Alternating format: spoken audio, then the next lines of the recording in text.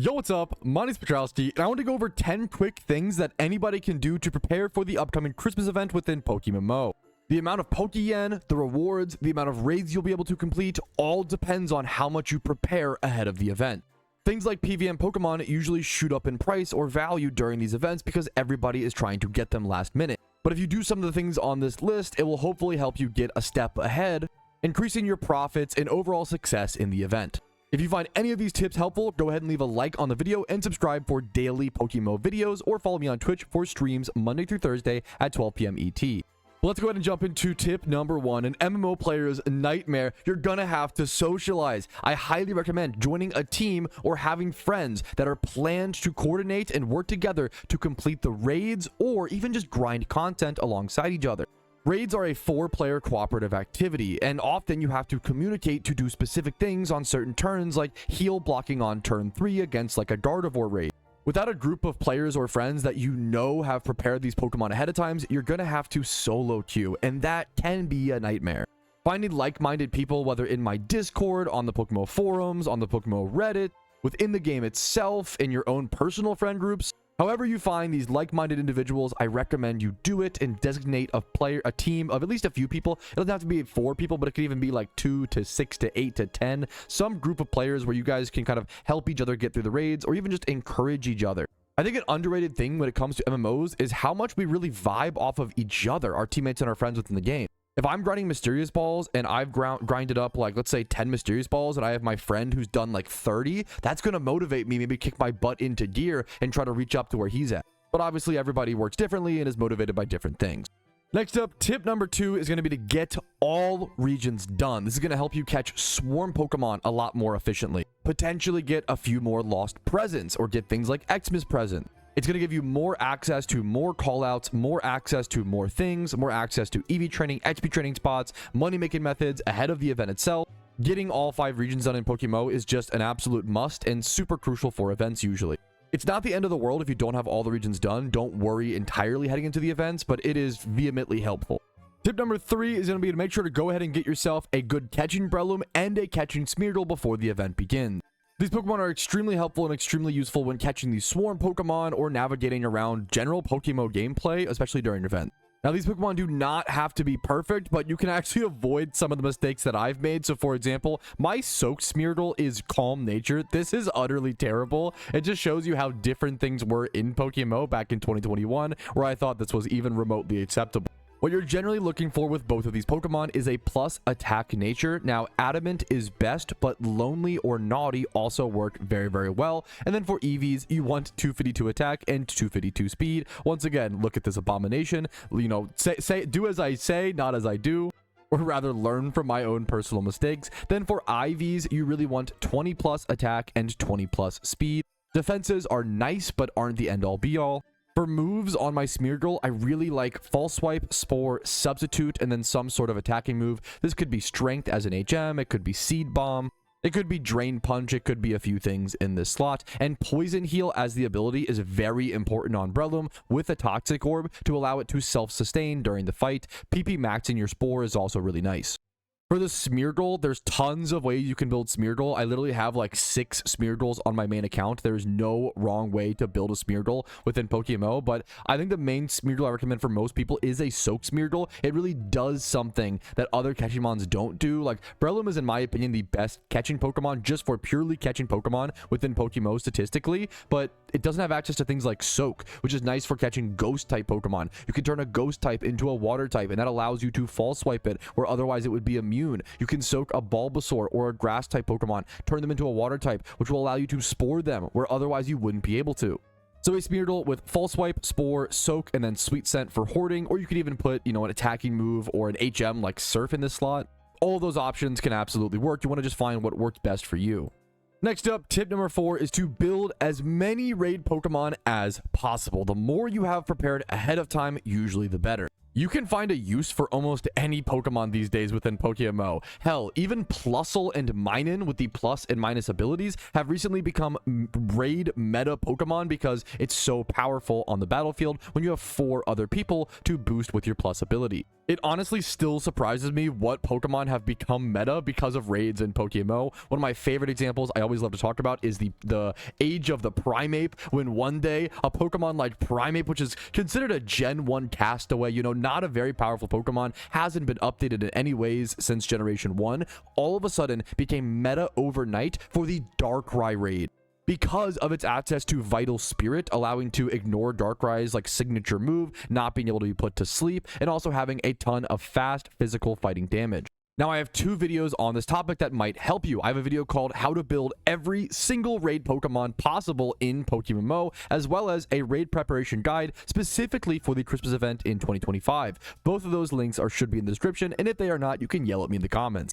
Next up, tip number 5 is going to be save your Pokeyen. I personally like to save up at least 10 million Pokeyen for investments each single event, but it really depends on what stage you're at in your account. Now, everyone should be saving some amount of Pokeyen, and that amount is going to really vary. Don't hear me say 10 mil and think that you're super behind. You know, it all depends on perspective and where you're at in your account. Some people will save way more Pokeyen than me, and some will save way less. It just depends on your needs. The main thing is I do recommend having at least like 1 to 3 million Pokeyen to have some flexibility during the events. What if a new raid drops that we don't expect, like an Alpha Raikou or Alpha Entei raid to match the Alpha Suicune raid from last year? If that happens and you want that limited Pokemon, you might need to buy some raid Pokemon on the GTL, which are most likely going to be very expensive. So having Pokeyen for that flexibility within the event itself, for Pokemon, TMs, items you may need, as well as for potential investments, is very important. Now, tip number 6 is not for everybody. It might even be a little bit risky, but it can be good to make investments now ahead of the event. These are not long-term investments. Don't be buying sealed products ahead of an event, but buying things that are useful during events, like good PVM Pokemon. A good example are things like the Safeguard TM, which is extremely cheap right now, but usually rises a bit in value during the Halloween event because everybody all of a sudden needs to get a Safeguard TM for their Chandelure for the pumpkin fight. Another good potential example are things like Alpha Jinxes. It's a pretty risky one, but a lot of people are making this one because it is just so simply cheap to buy some Alpha Jinxes. If you don't know, Alpha Jinx was a meta raid Pokemon during the Suicune raid last year. Now, it's very possible we don't see that raid return this year. It's also very possible there's different strategies. There's so many, you know, things to worry about when it comes to a Jinx investment, but it could pay off really huge. So once again, make investments prior to events at your own judgment. It is really scary to put that Pokeyen you're supposed to be saving up into something for a quick potential flip. But I think I would be doing a disservice if I didn't at least mention it. Tip number 7 is to go ahead and pop a donator status, but hold that trigger finger, not yet, not right now. If you don't know, usually during holiday events, there's something called a login queue because there are so many people trying to log on. And having a donator status actually gives you a priority and boosts you through that queue where you're usually able to log in instantaneously. So if you are worried about playing the event or being able to be one of the first people into the event, which can increase your profits for those first few hours of the event, you might want to go ahead and pop a donator status around December 24th at 6 p.m. ET would be my suggestion. You want to pop it pretty last minute, but also not too late to where you can't pop it before the servers go back up. And you also don't need to do this. Maybe this year there won't be as many people playing, or you can actually just log in fast enough to dodge or avoid the queue. It is not a requirement, but something that can be immensely helpful. I have seen people make so much Pokeyen in the first 1 to 3 hours of events. I'm talking over 1 million Pokeyen per hour from grinding and being some of the first people to get sealed products or vanities from the event. Next up, tip number 8 is kind of a funny one, but also super crucial in my opinion. I recommend taking a PokeMMO break or fast right before the event. I personally don't allow myself to log into PokeMMO for 2 to 3 days right before the event begins. This is because you are probably about to play PokeMMO for 14 hours a day if the world lets you. There is so much happening and so much to do during an event that it burns out so many players. Understandably, it's a lot of hard work, but also a ton of fun. People usually find themselves exhausted at a certain point, and in my opinion, it helps prevent that exhaustion if you don't let yourself play the game beforehand, and then you're so excited to come back and jump into it. And with tip number 9, we're getting into some serious nerd shit, but it's something that I actually do. Go ahead and do your IRL prep. Things like food, things like stocking up on your caffeine of choice, whether you're a coffee drinker, energy drink drinker, whatever it may be. Go Monster Ultra. Maybe you need to wrap your presents before, obviously, get everything done. All your decorating, all your stuff for Christmas, the actual IRL stuff. Please prioritize that first and get all of that done before the event starts. Spend time with loved ones. Go on dinner dates. Spend time with your spouse if you have one. Take care of all of your IRL obligations. Do the dishes, clean your house, dust if you need to. Whatever you need to get done to be able to focus on the event and get your gains in is something you want to do ahead of time. And then finally, tip number 10 is to join my Discord for callouts for every piece of content, swarms, lost presents, all the guides, the communication, and also to just find other players to grind or do the raids with, as well as raid strategies. My Discord is genuinely an amazing resource for all of these events, and it's almost due to no fault of my own. It's due to the amazing community, the players and the people in my Discord moderators who work tirelessly to keep things sustained and clean and just effective and efficient during these events. It is only because of all my Discord moderators and all of the helpful people and community members in there that we can even be so successful in PokeMMO during all of these events. And it's truly amazing how far the community has come and how just locked in people are during these events. If you're not a very social person, I totally get it. If you want to just join the Discord, look at callouts, never talk to anybody, and then leave the Discord after the event is over, please do that. I really encourage you to. It is just helpful to your personal journey, and I want you to utilize it as so.